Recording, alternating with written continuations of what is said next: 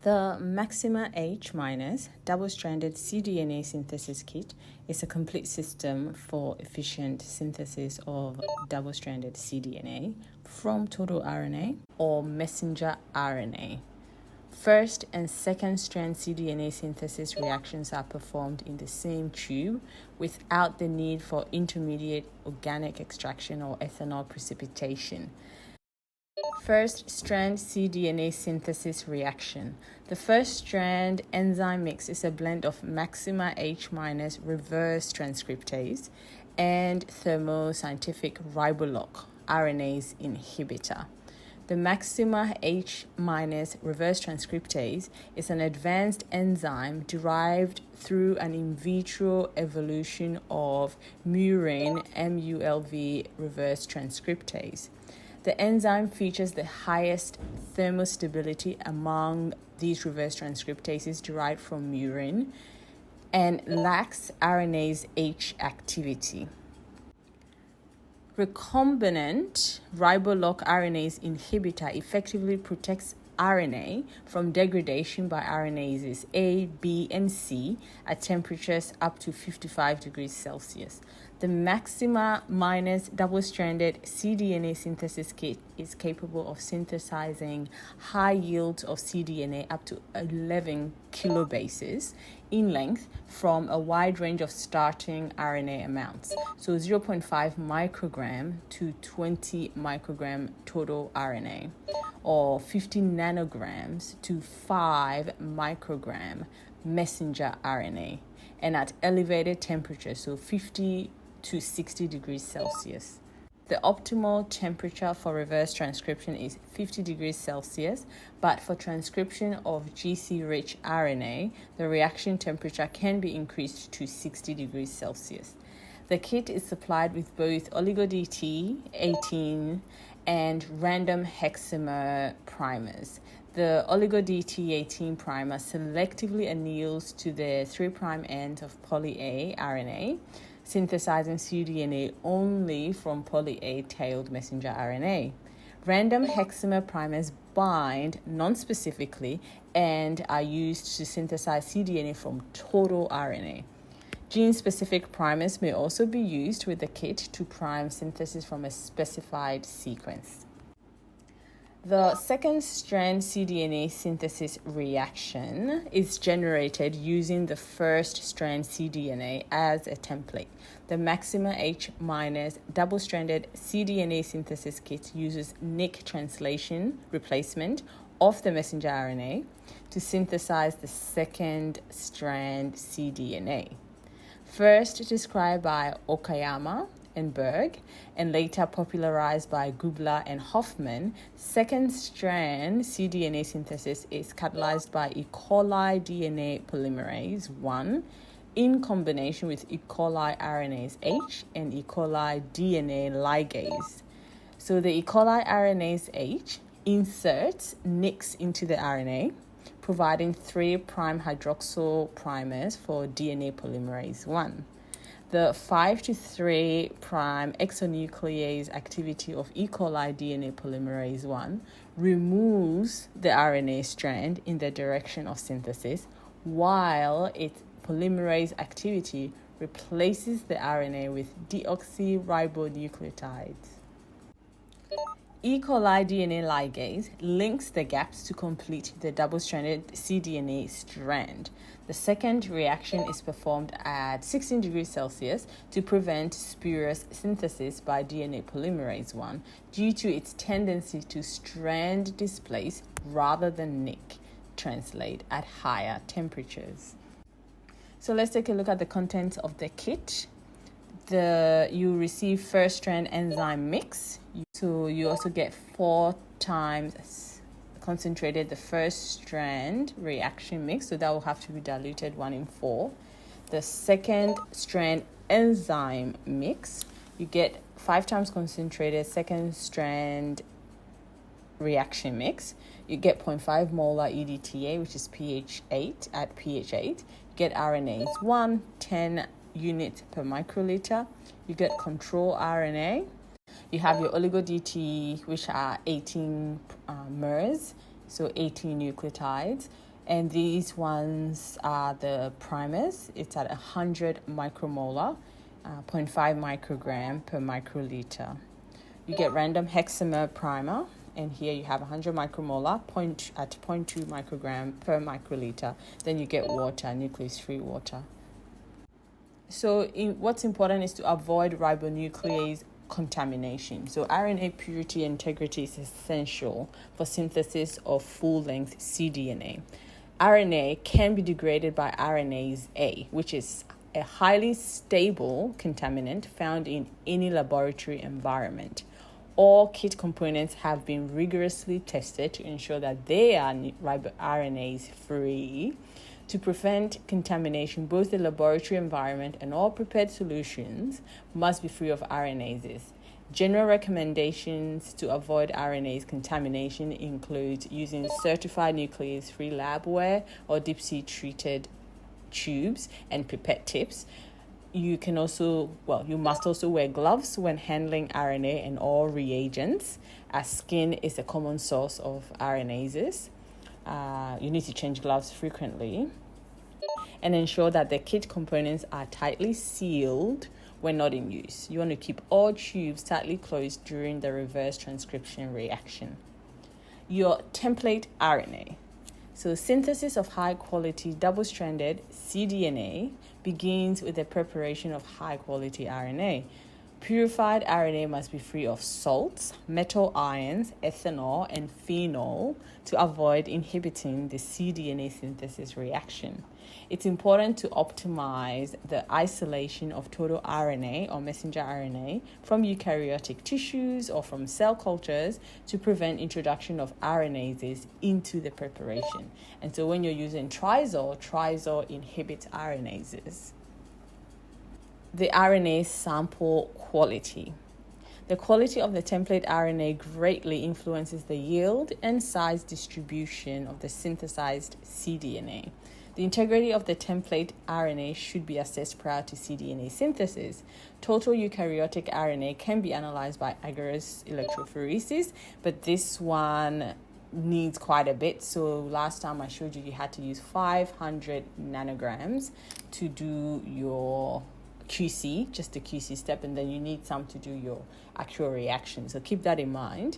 If you can't do agarose gel electrophoresis, you can use something like a bioanalyzer. So if you're using agarose gel electrophoresis, then it's followed by ethidium or ethidium bromide staining, but safer alternatives are available if you don't want to use ethidium bromide. The RNA is considered to be intact if after electrophoresis, both 18S and 28S ribosomal RNA appear as sharp bands.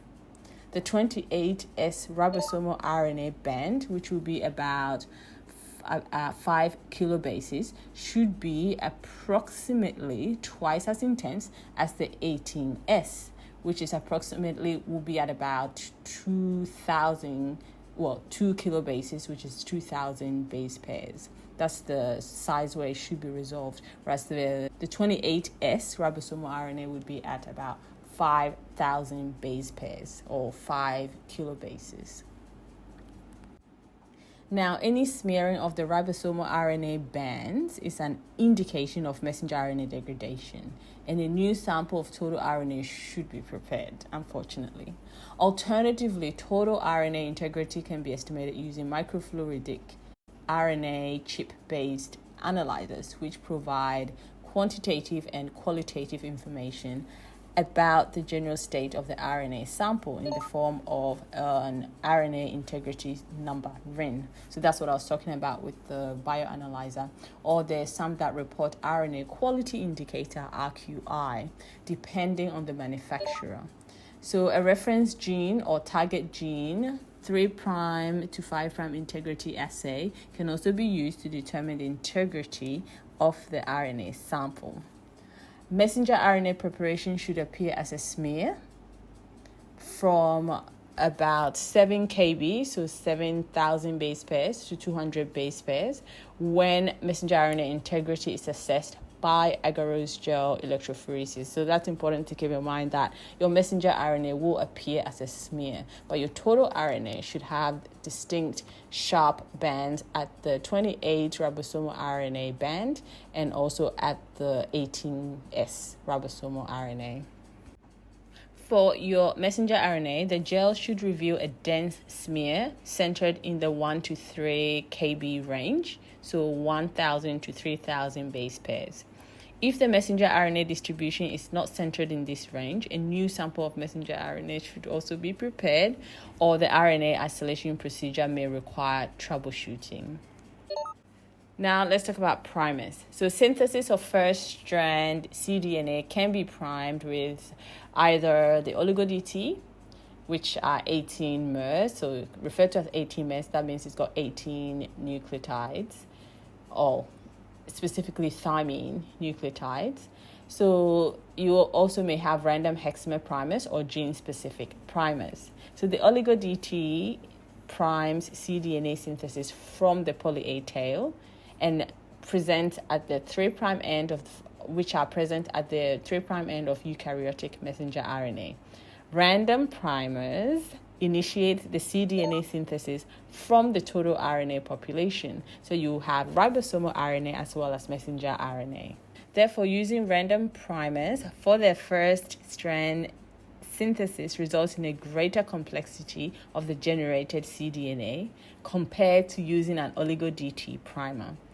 So synthesis of first strand cDNA can be primed with either the oligo-DT primer.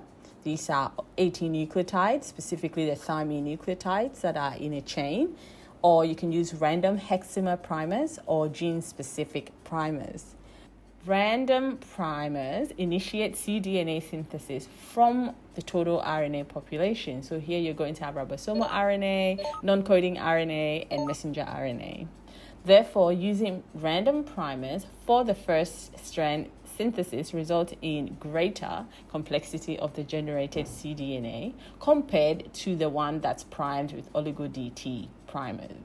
So as a consequence, the sensitivity and specificity of double-stranded DNA synthesis reactions may be reduced. However, there are applications where it's beneficial to use random primers, or in my case, if you're trying to study total RNA populations and you want to have non-coding RNAs, then you have to use the random primers. So these are populations that lack a poly-A tail, so you need to use the random primer. Of course, gene-specific primers can also be used to synthesize specific cDNA from a pool of total RNA or messenger RNA and must be obtained by the user. So here's the note. When using random primers, the length of your cDNA will depend on the amount of primer used. As a general rule, the more primer added, the shorter the cDNA obtained. Hence, it may be necessary to optimize the primer concentration to obtain the best result. So figure 1 illustrates the point by comparing the size range of double-stranded cDNA prepared with oligo-DT and 3 different random hexamer primer to messenger RNA ratios. Lower ratios produce longer cDNAs.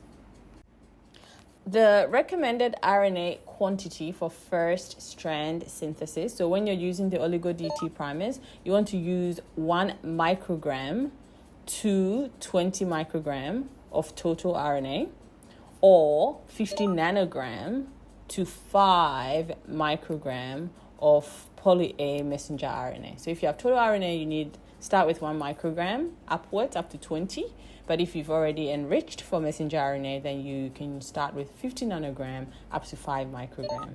But when you're using the random hexamer primers, you don't have to use as much, so you can use as little as 0.5 microgram to up to 5 microgram of your total RNA, or 50 nanogram to 5 microgram of the poly-A enriched messenger RNA. The control RNA that's used is GAPDH, poly-A messenger RNA, which is provided for use as a control template in the first strand and second strand synthesis. For the first strand synthesis, using the random hexamer primers, you can start again with 0.5 microgram. So here you thaw the reaction components, you mix, you briefly centrifuge and place it on ice. You use an appropriate combination of total RNA, or if you've already enriched, then poly-A messenger RNA with oligo-DT or the random hexamer primers. You add the following reagents into a sterile RNase-free tube, which is already on ice. So we're doing all this on ice. So into the tube, you put a microliter of your primer. Then you use you put in an amount that will give you your desired starting total RNA. So in my case, 0.5 microgram is fine. So based on your QC of your RNA that you've extracted, you put the amount that relates to 0.5 microgram or more, but you can use up to 5 microgram. And then you go, and if you're using a pre-enriched RNA, so the messenger RNA, then you just adjust and use 50 nanogram to up to 5 microgram. And then you add nuclease-free water up to 40 microliters. So for your first strand synthesis, your total volume is 40 microliters, consisting of your primers, your total RNA or enriched messenger RNA, and your nuclease-free water. You want to mix gently, so pipette up and down 10 times. Centrifuge briefly just to make sure everything is collected in the tube, and incubate at 65 degrees Celsius for 5 minutes. Then you chill it on ice, briefly centrifuge again, and place it on ice. So now you're going to add the components in order to get the reaction started, the first strand reaction. So you have a first strand reaction mix, which is 4 times concentrated, and then you have a first strand enzyme mix. The reaction mix, you're going to add 5 microliters, and then the enzyme mix, you're going to put 1 microliter. You're going to mix gently and centrifuge. And then you want to incubate it, depending on whether you use an oligo-DT primer or a random hexamer primer. The temperature will be slightly different. So for the oligo-DT primer, you're going to, or a gene-specific primer, you incubate for 30 minutes at 50 degrees Celsius. But if it's a random hexamer primer, you incubate for 10 minutes at 25 degrees Celsius, and then follow it up with the 30 minutes at 50 degrees Celsius. You terminate the reaction by heating at 85 degrees Celsius for 5 minutes. Then place the tube on ice and continue immediately with the second strand synthesis reaction. So you remove the components that you need for the second strand synthesis and thaw it on ice. So here for a 100 microliter reaction, you're going to pipette the following components directly into the first strand reaction tube on ice and in the indicated order. So the first thing we do, we've got the first strand cDNA synthesis reaction mix that should be at 20 microliters. Then you're going to add 55 microliters of nuclease-free water. Then you're adding your second strand reaction mix. This one is 5 times concentrated, so you put 20 microliters. Then you've got your second strand enzyme mix. Here you add 5 microliters, giving you a total volume of 100 microliters. We want to mix gently and centrifuge briefly. Now we want to incubate at 16 degrees Celsius for 60 minutes. You can stop the reaction by adding 6 microliters of 0.5 molar EDTA. It's a pH of 8, and then mix gently. You want to keep the reaction on ice, so 4 degrees Celsius, until you're ready to continue with residual RNA removal or double-stranded cDNA purification procedures. So if we're going on to remove residual RNA, we will, if the total RNA was used as starting material, we continue the following steps to remove residual RNA from the double-stranded cDNA. So not all the RNA would have been converted to cDNA, so we want to remove them. So here we add 10 microliters of 100 unit RNase 1 to the second strand synthesis reaction tube. We incubate for 5 minutes at room temperature and proceed with cDNA purification or store the reaction mixture at minus 20 degrees Celsius. But since we're continuing with purification of the double-stranded DNA, this is what that looks like. You purify blunt end double-stranded cDNA using the Gene Jet PCR purification kit or by phenol chloroform extraction. So then you want to analyze the cDNA products. So the quantity and size distribution of the synthesized double-stranded cDNA can be estimated spectrophotometrically by measuring the absorbance at 260 nanometers using just nanodrop, and also by gel analysis. So products cDNA that has been purified in this way is actually available for use in cloning. So following purification, the blunt end double-stranded cDNA can be used in the following cloning applications. You can use it as direct ligation with plasmid cloning vector. You can also use it in ligation with any other blunt end vector, and if necessary, T4PNK can be used to phosphorylate the 5' end of the double-stranded cDNA. Then there's the possibility of using it in ligation with specially designed adapters, enabling cloning into sticky end vectors. The choice of the adapters depends on the vector used. So if you're performing restriction digestion of the double-stranded cDNA, following purification, blunt end double-stranded cDNA can be used in restriction enzyme digestion applications. Fast digest restriction enzymes can be used to rapidly digest double-stranded cDNA in just 5 to 15 minutes. We must talk about your control reaction. The performance of the kit components can be assayed with the control RNA, which is a 1.3 kb poly-A messenger RNA, and the oligo-DT primer. So we will do this in parallel. So you will thaw the reaction components, mix it, briefly centrifuge and place on ice, and add the following reagents into a sterile RNase-free tube, just like you did for your actual experiment. So once again, you've got the oligo-DT primer this time. You've got control RNA that's provided. The oligo-DT primer, you're just using 1 microliter, which will give you 100 picomole. Then you've got your control RNA. You want to add 4 microliters. This equates to 2 micrograms of the RNA. And then you want your nucleus-free water to be at 9 microliters. So your total reaction volume then is 40 microliters at that point. So just like you did for your experimental samples, you want to mix gently, centrifuge briefly, and incubate at 65 degrees Celsius for 5 minutes. Then chill on ice, briefly centrifuge again, and place on ice.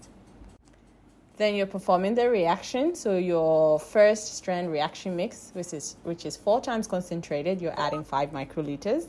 You're adding just a microliter of your first strand enzyme mix. And so now you have a total volume of 20 microliters. You want to mix gently, centrifuge briefly, and incubate for 30 minutes at 50 degrees Celsius. So now you can terminate the reaction by heating at 85 degrees Celsius for 5 minutes, then place the tube on ice. You now need to remove 10 microliters of the first strand cDNA synthesis reaction mix into a new tube for analysis and keep on ice until purification of the first strand reaction products.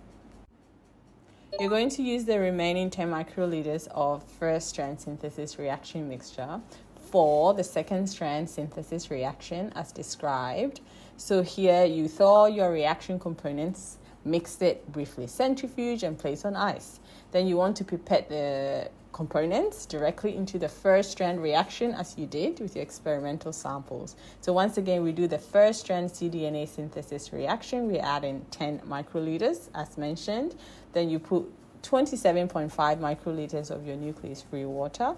Then your second strand reaction mix, which is 5 times concentrated, you're adding 10 microliters.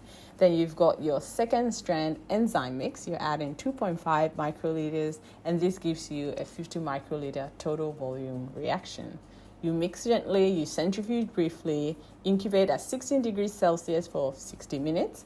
And now you stop the reaction by adding 3 microliters of the 0.5 molar EDTA, which has a pH of 8. And now you proceed to purify the first and second strand synthesis products separately using the GeneJet PCR purification kit or by phenol chloroform extraction. So if the cDNA is purified using the GeneJet PCR purification kit, the elution volume should be reduced to increase the cDNA concentration. So they recommend adding 20 microliters of elution buffer to the center of the purification column membrane for cDNA elution. If cDNAs are purified by phenol chloroform extraction, you dissolve the pellet in less than or equal to 20 microliter water following the final precipitation step.